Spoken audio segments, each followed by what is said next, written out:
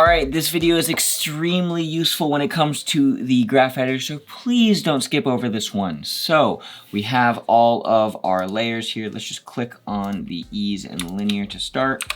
Hit U to reveal those keyframes, and let's jump into the graph editor. So we're talking about this button right here, the choose graph type and options. Now, right now we are looking at the value graph. So over time, we're gonna change the value of these properties to create animation.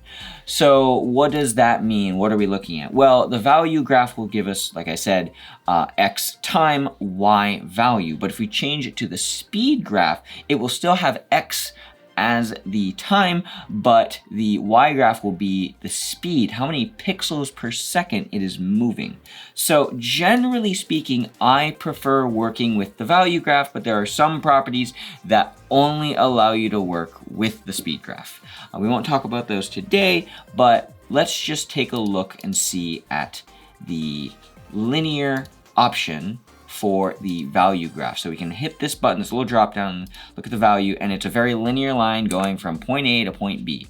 Pretty straightforward. Now, if we select the speed graph, we can see that it just looks like over time, the speed, it's going at about 2,000 pixels per second. If we hit H, we can just like see, okay, there's 2,000 on Y, and over time, it's just gonna like always be moving at 2,000 pixels per second.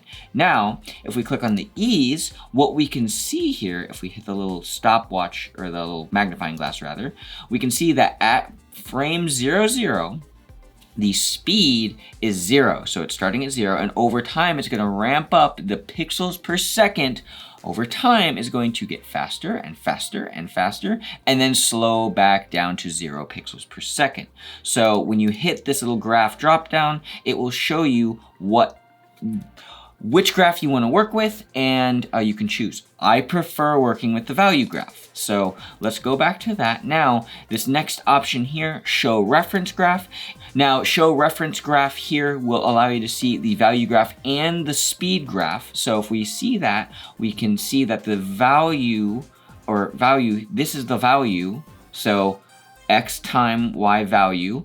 And then we can actually change these, but we can also see that the shape of the speed graph is also changing. So whichever one of these value graph or speed graph you have selected, it will allow you to change those properties, but it will show you the opposite one just in case you want to see it.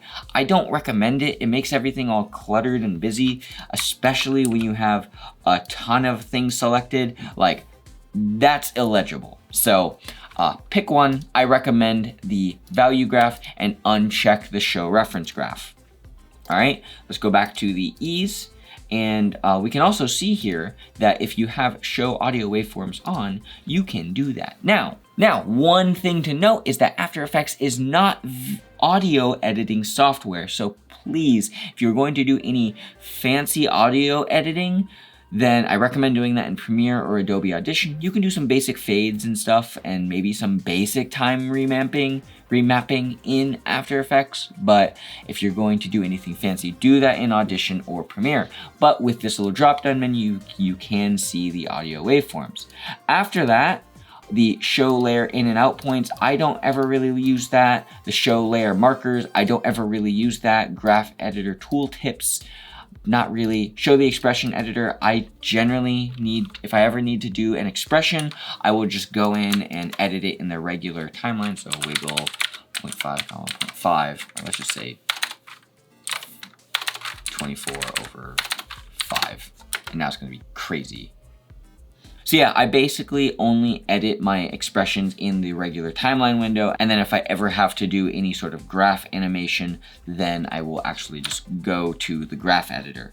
Last thing here is allow keyframes between keyframes, and sometimes you can leave that checked on. It's not that big of a deal. Oh, and then fun fact, if you hit the G key on your keyboard, then you can actually add points on the graph. So you can actually like really change the look of this animation based on these keyframes. And if you hit your timeline or uncheck this button, you can see that we actually just added some keyframes. And if we just solo this layer really quick, we can see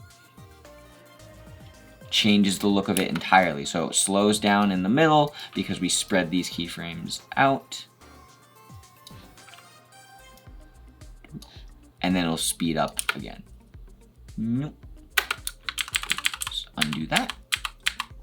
And yeah, if you go back into the graph editor, that is this button right here. And generally speaking, I work with the value graph. Hope this one was helpful, and yeah, I'll leave it there. Have a good one. Goodbye, my friends. Bye. 1 gram of protein per pound of body weight. Bye.